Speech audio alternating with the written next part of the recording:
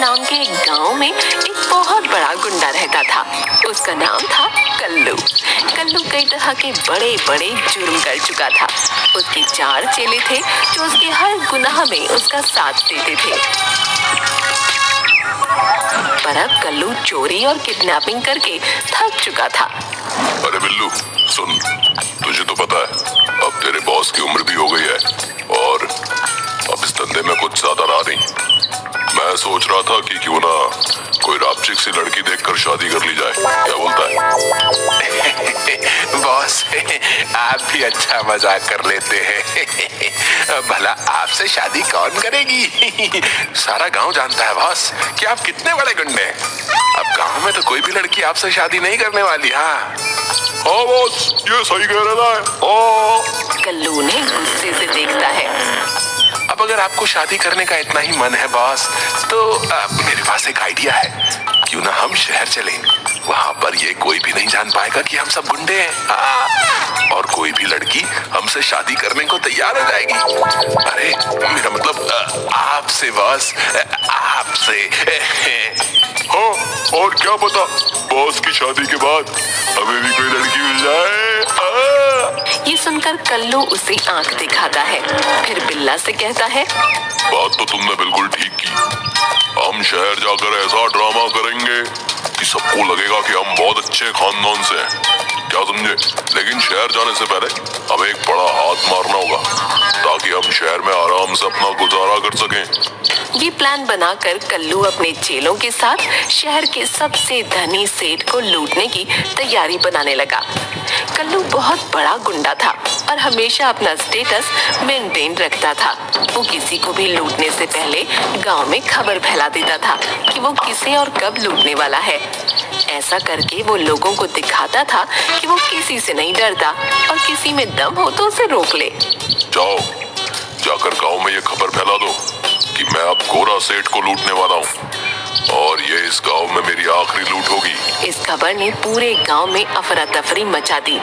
कल्लू शाम को अपने चेलों के साथ गोरा सेठ के घर पहुंचा और वहां का माहौल देखकर दंग रह गया। अरे आओ आओ कल्लू भाई, तुमने तो आने में बहुत देर कर दी। मैं कब से तुम्हारी राह देख रहा था। अरे ओ सेठ हो, पागल हो गया क्या है? भला कोई गुंडे मवालियों की भी राह देखता है क्या है बे? हाँ और क्या, तू लुटने के लिए हमारी राह क्यों देख रहा था रे? ओए तू चुप कर। जब मैं बात कर रहा हूँ तो तू बीच में बकर बकर क्यों कर रहा है? जानता नहीं क्या मैं तेरा सीनियर हूँ? चुपचाप कोने में खड़ा रहे। अरे आप खड़े क्यों हैं कल्लू भाई?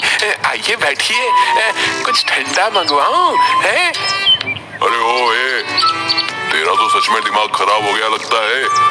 अरे नहीं नहीं कल्लू भाई, ये तो खुशी के मारे में बावला हुआ जा रहा हूँ। किस बात की खुशी है तुझे? मैं तुझे लूटने आ रहा है? अरे यही तो खुशी की बात है कल्लू भाई।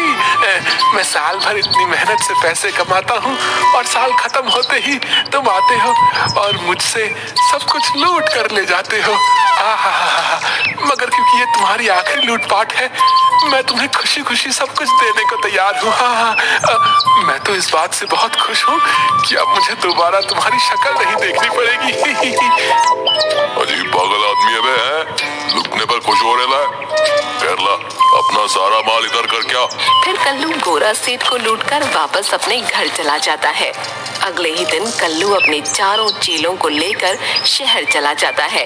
गांव वाले भी कल्लू के जाने की खबर सुनकर काफी खुश थे। कल्लू अगले दिन ट्रेन से चारों चेलों के साथ शहर पहुंचता है। अरे वाह बॉस, ये जगह तो एकदम फैंटास्टिक है। हाँ, यहाँ तो मजा ही मजा आएगा। चलिए हम पहले चलकर कोई रहने की जगह ढूंढते हैं बॉस। नहीं, उसकी कोई जरूरत नहीं है। तुम लोगों को शायद पता नहीं है, पर मेरा एक बचपन का खास दोस्त यहाँ रहता है। वो बस हमें लेने को आता ही होगा। तभी कल्लू के बचपन का दोस्त पिंकू उसे लेने स्टेशन पहुंचा। वो सब पिंकू के घर जाते हैं। कल्लू पिंकू को सब कुछ बताता है कि वो लोग सब गलत काम कुछ समय के लिए छोड़कर यहाँ आए हैं और कल्लू अपने लिए लड़की ढूंढ रहा है। इसके लिए हमें थोड़ी सी मेहनत करनी होगी। हाँ हाँ पिंकू, मैं कुछ भी करने को तैयार हूँ।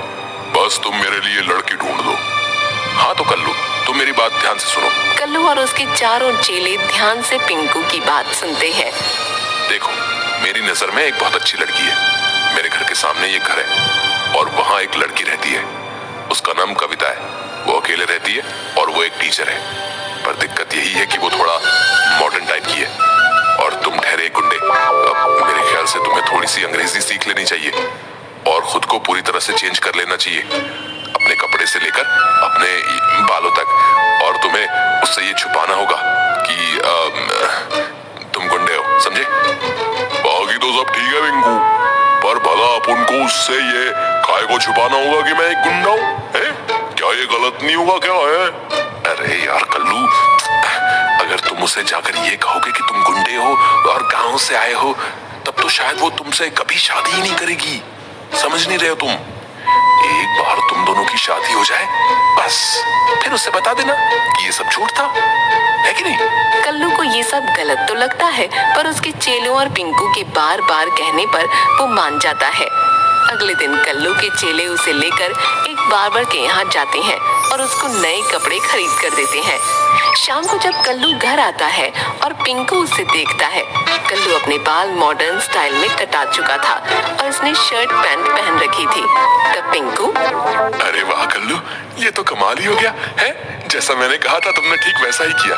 अब लग रहा है ना तुम गांव के गोरे, अरे मेरा मतलब है कि शहर के गोरे। हाँ। अगले ही दिन पिंकू एक इंग्लिश ट्यूशन टीचर को घर बुला लेता है और उससे कल्लू को कुछ इंग्लिश के 2-4 बातें सिखाने को जल्द से जल्द बोलता है।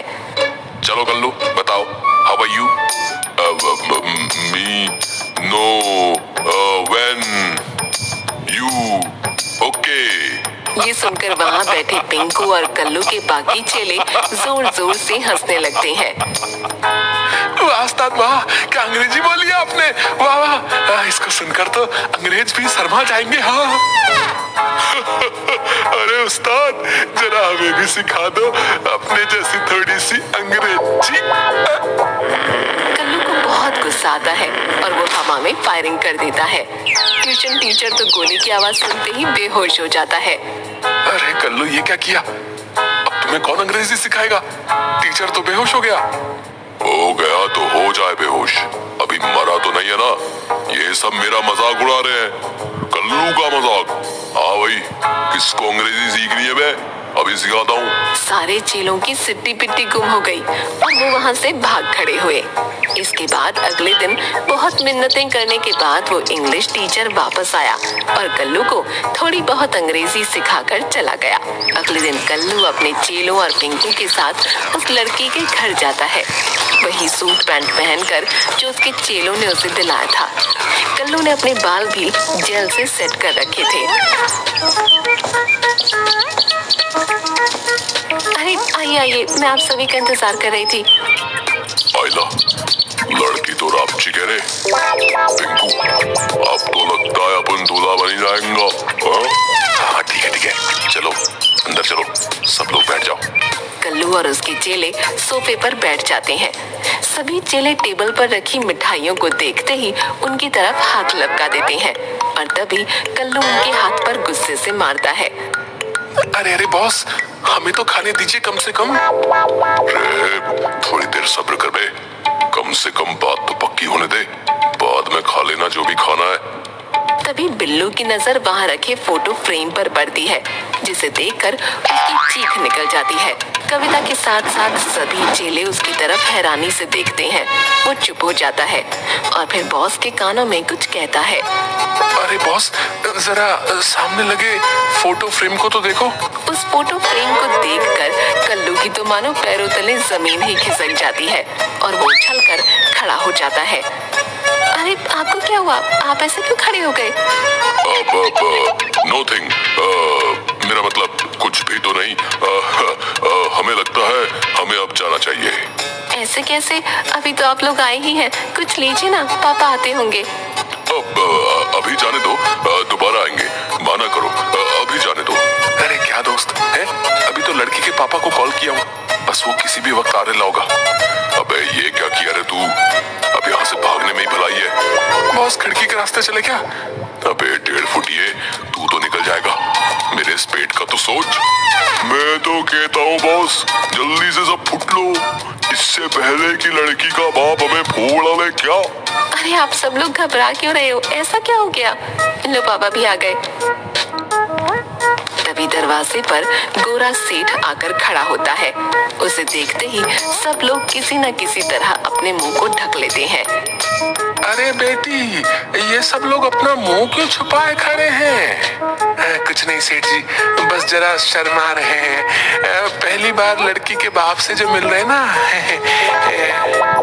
और कुछ खाया तक नहीं अभी। अरे सेठ, हमें यहाँ से जाने दो, मुझे कोई शादी नहीं करनी है। ये आवाज तो जानी पहचानी सी लग रही है। कल्लू, तू और मेरी कविता का रिश्ता मांगने आया है? अरे नहीं सेठ, वो अबे चलो बे। अबे जग्गू, कालिया, गोपी, सब कल्टी मार लो, नहीं तो बहुत पिटोगे। चलो।